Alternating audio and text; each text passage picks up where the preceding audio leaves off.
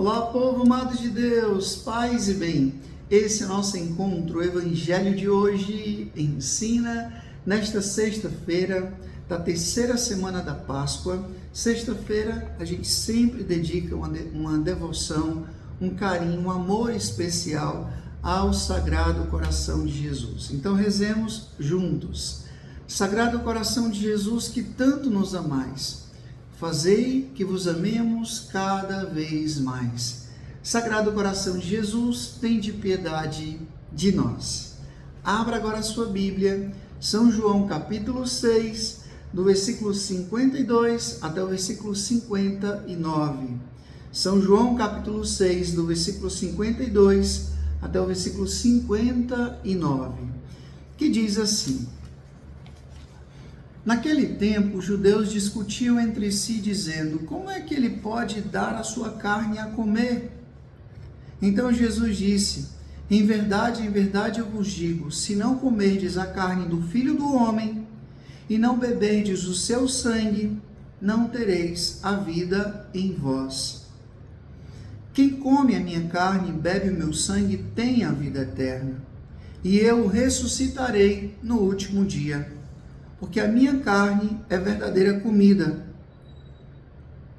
e o meu sangue é verdadeira bebida. Quem come a minha carne e bebe o meu sangue, permanece em mim e eu nele. Como o Pai que vive em mim, me enviou, e eu vivo por causa do Pai, assim o que me come viverá por causa de mim. Este é o pão que desceu do céu. Não é como aquele que os vossos pais comeram. Eles morreram. Aquele que come este pão viverá para sempre. Assim falou Jesus, ensinando na sinagoga de Cafarnaum. Palavra da salvação, glória a vós, Senhor. Povo amado de Deus, nós continuamos ainda no capítulo 6 de São João. Um trecho do Evangelho muito longo, a gente já vem aí desmiuçando, refletindo bastante sobre esse discurso do pão da vida. E hoje as autoridades religiosas aqui, os judeus, discutiam entre si como é que ele pode dar de comer a própria carne dele. Que história é essa?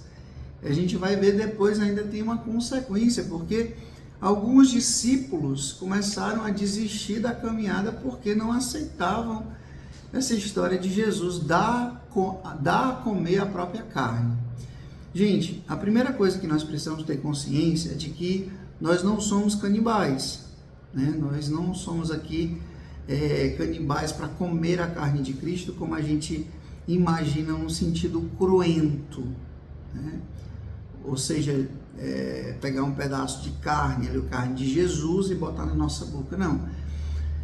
Esse comer a carne de Jesus, beber o seu sangue, está dentro do mistério da celebração. É o pão que se torna corpo, é o vinho que se torna sangue. De um jeito incruento, embora nós tenhamos vários relatos comprovados dos milagres eucarísticos, como, por exemplo, o milagre tão conhecido de Lanciano, que aquele pão se tornou de fato carne, o miocárdio, carne do coração de uma pessoa. O sangue, aquele vinho se torna sangue realmente de uma pessoa.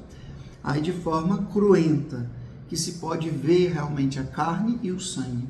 Mas no mistério eucarístico, dentro da Santa Missa, a gente come a carne de Cristo, bebe o sangue de Cristo, de uma forma mística, de uma forma ali pelo véu do sacramento, né? Então, está ali contido o corpo e o sangue, mas na espécie do pão e do vinho.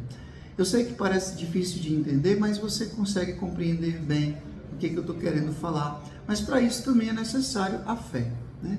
É muito necessário a fé, porque senão não vai se passar ali para muitas pessoas, de só uma lembrança, uma recordação do que Jesus fez na última ceia.